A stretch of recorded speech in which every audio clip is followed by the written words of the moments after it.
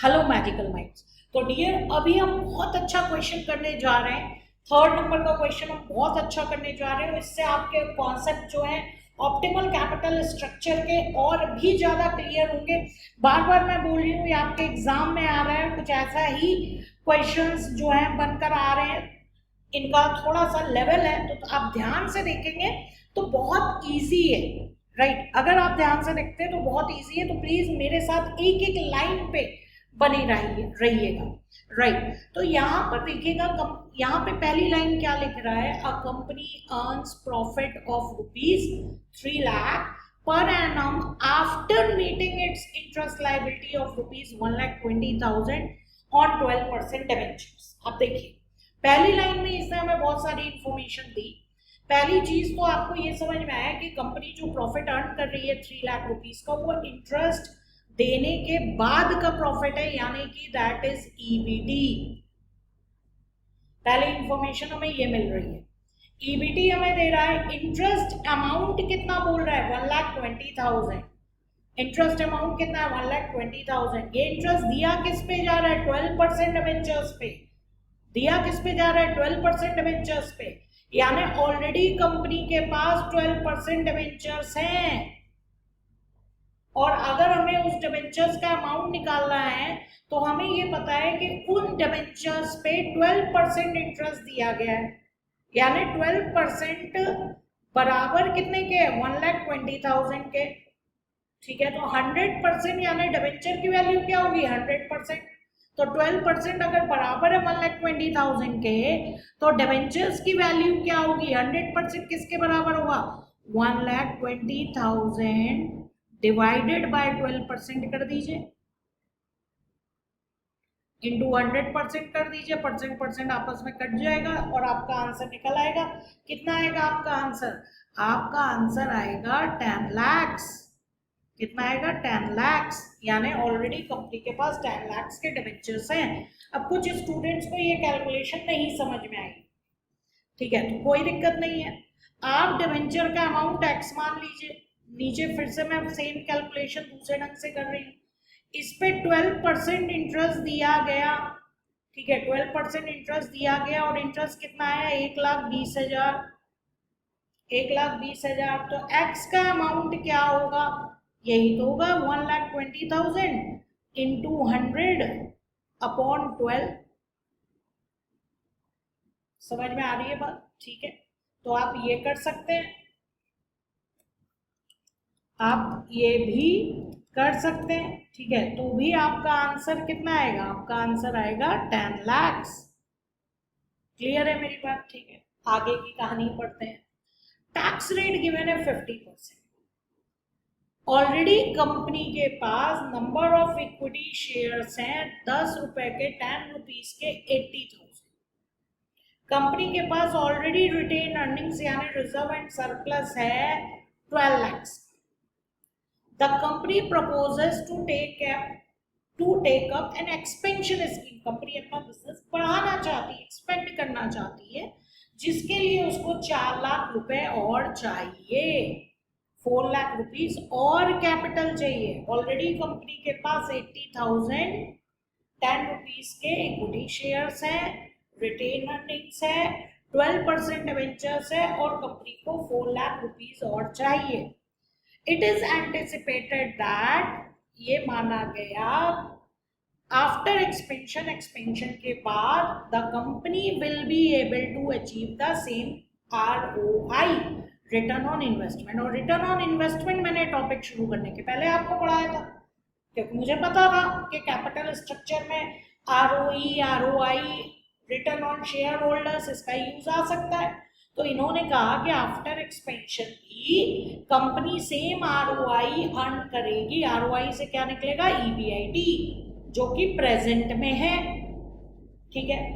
अब कह रहे हैं ये जो 4 लाख की जरूरत है, the funds required for expansion यानी 4 लाख कैन बी रेज्ड इधर through debt at the rate of 12%। यानी 4 लाख जो है आपको चाहिए, ये आप लोन के थ्रू क्या है, रेज कर लो। लोन पे इंटरेस्ट कितना देना पड़ेगा, डेट के थ्रू रेज कर लो, 12% देना पड़ेगा, ठीक है। या और यहाँ वर्ड क्या आया, और या बाय इशूइंग इक्विटी शेयर्स, या दूसरा प्लान ये है कि 4 लाख जो है फ्रेश इक्विटी इशू करो। रिक्वायर्ड, क्या क्वेश्चन ने मांगा, कंप्यूट ईपीएस। अगर आप ये 4 lakh the additional fund were raised as debt से रेज कर रहे हैं, अगर आप एडिशनल फंड रेज कर रहे हैं इक्विटी शेयर्स के थ्रू रेज कर रहे हैं। आप बताइए कि इन दोनों प्लान में, दूसरा इन्होंने पॉइंट कहा, आप बताइए कि दोनों प्लान में एडवाइस दीजिए कि कौन सा बेटर होगा कि 4 लाख हम डेट के थ्रू रेज करें कि 4 लाख हम जो है इक्विटी शेयर्स के थ्रू रेज करें। तो ये था क्वेश्चन, बहुत आसान क्वेश्चन है, धीरे धीरे पढ़कर अपनी अंडरस्टैंडिंग आपकी बन जाएगी। तो सबसे पहले फंड रेज करने के पहले की बात करें, जिसको हम कहेंगे एग्जिस्टिंग, जिसको हम क्या बोलेंगे, एग्जिस्टिंग। ठीक है, एग्जिस्टिंग मीन्स फंड रेज करने के पहले। तो पहली लाइन में हमें क्या क्या इंफॉर्मेशन दी थी, EBIT हमने इनडायरेक्टली निकाला था, हमको इंटरेस्ट का अमाउंट उन्होंने दिया हुआ था कि 1,20,000 है, और इंटरेस्ट को लेस करने के बाद जो हमारा EBT आ रहा है, पहली लाइन पे हमको दिया था कितना आ रहा है, 3 लाख। EBT कितना आ रहा है, 3 लाख। तो यहाँ से हमने एक इंफॉर्मेशन निकाली कि EBIT आपका 4,20,000 है। अब इसके आगे मे भी बनाना पड़े, मे भी ना बनाना पड़े, तो अभी मैंने इसको आगे सॉल्व नहीं किया है। ऐसे ही ये एग्जिस्टिंग इनकम स्टेटमेंट था आपका। एग्जिस्टिंग क्यों बोल रहे हैं, जो 4 लाख का फंड है उसको रेज करने के पहले की क्या सिचुएशन है। ऐसे ही आपको एग्जिस्टिंग कैपिटल स्ट्रक्चर दिया है।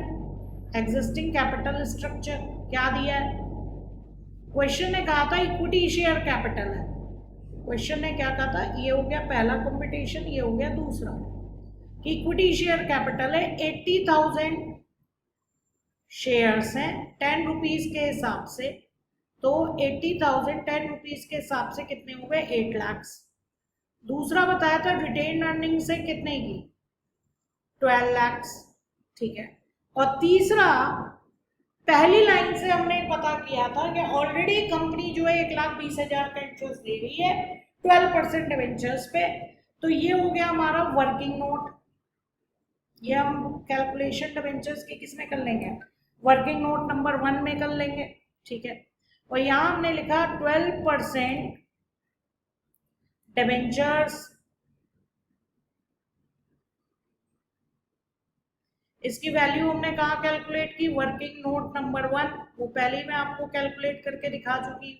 तो डिवेंचर्स कितने आए, 10 लाख के, यानी ऑलरेडी कंपनी के पास 8 + 12 20 + 10 30 लाख का ऑलरेडी कैपिटल एम्प्लॉयड है। ऑलरेडी कंपनी के पास जो है 30 लाख का कैपिटल एम्प्लॉयड है। ठीक है, उसके बाद कह रहे हैं कि प्रेजेंट ROI पे बेस्ड होगा आपका फ्यूचर का ROI। Company will be able to achieve, ये वाली लाइन में पढ़ रही हूँ, the company will be able to achieve the same ROI। तो पहले ROI करंट ROI तो निकालें, पहले हम करंट ROI तो निकालें। ठीक है, तो प्रेजेंट ROI कैसे निकलेगा, आपको ROI का फॉर्मूला मैंने बताया हुआ है, रिटर्न ऑन इन्वेस्टमेंट का फॉर्मूला बताया हुआ है। EBIT चाहिए था, EBIT हमने सक्सेसफुली निकाल लिया है। कैपिटल एम्प्लॉयड चाहिए था, कैपिटल एम्प्लॉयड भी हमने निकाल लिया है, राइट, इनटू 100। तो आपका EBIT कितना है, 4,20,000 divided by 30 lakh capital employed आ गया आपका। यहाँ पे मैंने आपका निकाला हुआ है इंटू 100। तो ये आपका कैलकुलेट करके कितना आएगा, यहाँ पर कैलकुलेट करके आप देखेंगे आपका कितना आएगा, 14%, यानी ROI आपका आ गया 14%, right.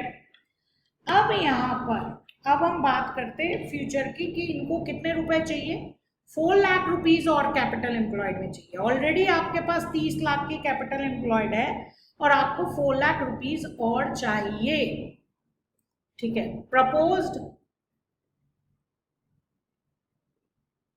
Capital structure, proposed capital structure, ठीक है। प्रपोज्ड कैपिटल स्ट्रक्चर अब कैसे बनाएंगे? अब 2 प्लान है, प्लान 1, प्लान 2, ठीक है। तो पहला तो ये पहले वाला लिख लें, एग्जिस्टिंग इक्विटी शेयर कैपिटल, कितने शेयर्स हैं? 80,000 शेयर्स हैं 10 रुपीज के हिसाब से, तो 8 लाख दोनों में सेम हो गया। एग्जिस्टिंग रिटेन अर्निंग्स, एग्जाम में पूरा लिखिएगा, मैंने जल्दी के लिए आपको पूरा नहीं लिखा है और कॉमा लगा दिया है, ठीक है, सेम के लिए, लेकिन एग्जाम में प्लीज पूरा लिखिएगा।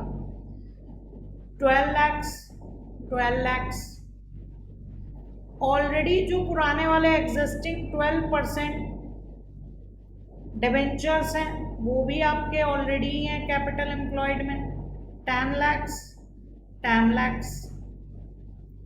अब प्लान 1 ये कह रहा है, प्लान 1 डेट, ठीक है, डेट। प्लान 2 आपका क्या कह रहा है? इक्विटी के थ्रू 4 लाख रुपए रेस करिए, ठीक है। न्यू फंड आप डेट के थ्रू रेस कर रहे हैं कि इक्विटी के थ्रू रेस कर रहे हैं? तो पहला ऑप्शन है न्यू, अगर डेट के थ्रू रेस करते हैं तो 12% डेट, मतलब 4 लाख हम डिबेंचर्स के थ्रू रेस करेंगे। इधर तो प्लान 2 में तो डिबेंचर की बात ही नहीं है। और दूसरा ऑप्शन है कि हम न्यू इक्विटी शेयर कैपिटल के थ्रू 4 लाख जो है फंड रेस करें, तो 4 लाख इधर ये प्लान 2 में हमारा चला गया, ठीक है।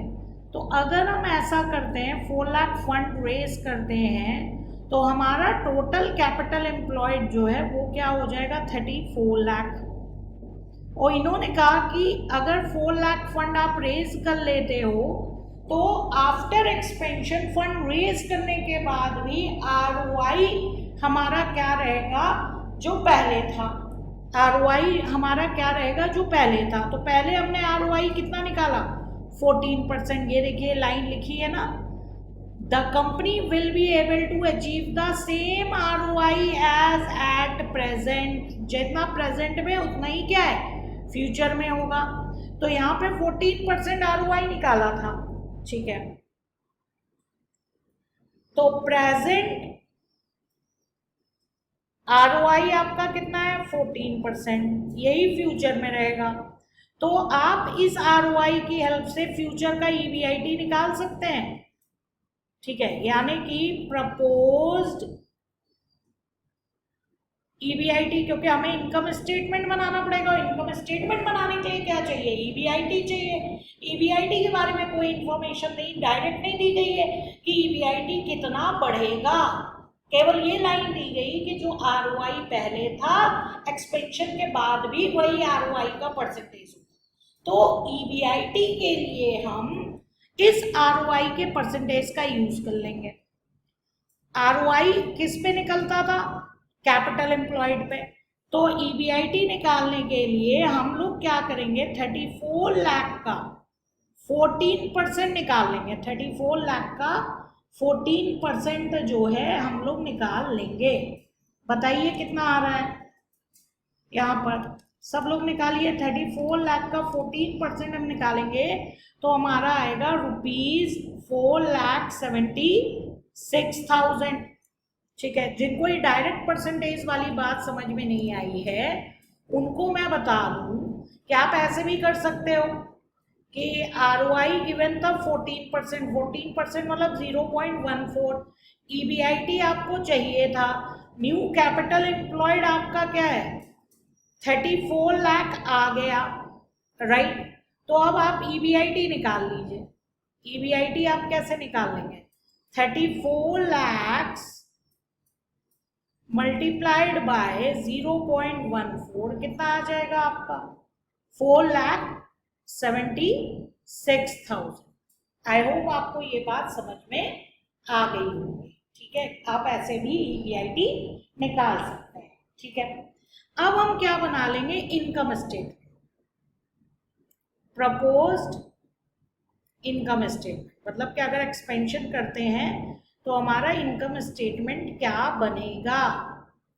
ठीक है, तो दोनों का बना लेते हैं। प्लान 1 जिसमें हम 4 लाख रुपए डेट के थ्रू रेस कर रहे थे, और प्लान 2 जिसमें हम 4 लाख रुपए किसके थ्रू रेस कर रहे थे, इक्विटी के थ्रू।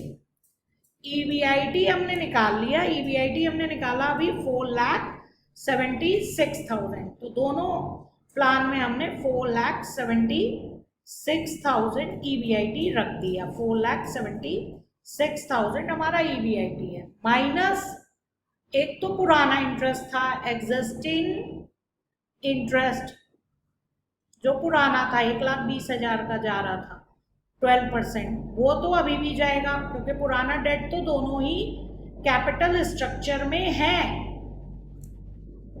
ये अभी हमने देखिए ये बनाया था ना, तो इस 10 लाख पे तो जाएगा ही जाएगा, दोनों में जाएगा, प्लान 1 में भी जाएगा, प्लान 2 में भी जाएगा 10 लाख का 12%, राइट। और प्लान 1 में 12% डेट नया है 4 लाख, और यहाँ पर है नहीं, प्लान 2 में है नहीं। ठीक है, तो यहाँ पर हम लिखेंगे न्यू इंटरेस्ट, क्योंकि प्लान 2 में हम इक्विटी के थ्रू फंड रेज कर रहे हैं, तो प्लान 2 में इंटरेस्ट आएगा नहीं, लेकिन यहाँ पर आएगा। जो 4 लाख का फंड हम रेज कर रहे हैं प्लान 1 में, वो 12% के इंटरेस्ट से कर रहे हैं, तो 4 लाख का 12% आपका आ जाएगा, राइट। तो 4 लाख का 12% आपका कितना है, 48,000। कितना आएगा, 48,000। अब आप दोनों में क्या निकाल लेंगे, EBT। क्या निकाल लेंगे, EBT आप निकालेंगे तो 4,76,000 में से 1,20,000 माइनस 48,000 करेंगे तो आपका क्या आएगा, 3,08,000। ठीक है, और उधर 4,76,000 में से केवल 1,20,000 आप माइनस करेंगे तो आएगा आपका 3,56,000। ठीक है, इसमें आपने क्या माइनस किया, टैक्स का परसेंटेज क्वेश्चन में क्या गिवन है, टैक्स का परसेंटेज आप देखिए क्वेश्चन में क्या गिवन है, 50%। दूसरी लाइन में लिखा है 50%। ठीक है, तो हमने क्या लगा दिया, 50% टैक्स लगा दिया। ठीक है, तो 308,000 का अगर आप 50% लगाएंगे तो 1,54,000 आएगा, 1,54,000 आपका EAT आ गया, EAT आ गया। 3,56,000 का 50% अगर हम निकालें तो 1,78,000 हमने यहाँ पे लेस किया, और यहाँ पे 1,78,000 आ गया। प्रेफरेंस डिविडेंड है नहीं, प्रेफरेंस डिविडेंड है नहीं। वैसे आपको नील भी लिखने की ज़रूरत नहीं है, लेकिन कुछ स्टूडेंट्स को डायरेक्ट नहीं क्लैरिटी आती है, दैट्स वाई मैं ये लिख रही हूँ। ठीक है, तो 1,54,000 और यहाँ पे 1,78,000, ये आपके क्या हो गए, अर्निंग आफ्टर टैक्स से प्रेफरेंस डिविडेंड लेस करने के बाद आपका आ गया EAE।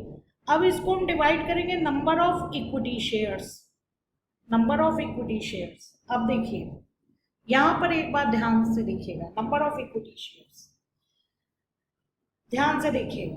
प्लान